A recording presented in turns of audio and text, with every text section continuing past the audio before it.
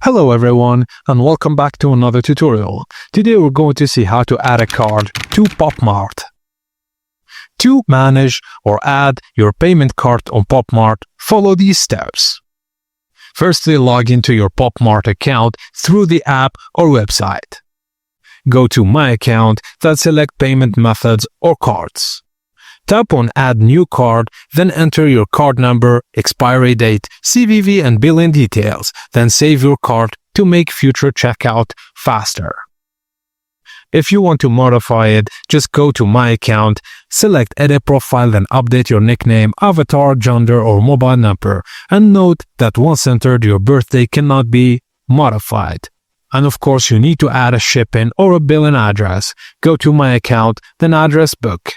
Tap on Add a New Address, then enter your shipping or billing information. Click Save, and with your card and address saved, checkout on Pop Mart becomes much faster and smoother. And that's it guys, as simple as that. Thank you for watching, and please be sure to like and subscribe to our channel for more tips and tricks like this.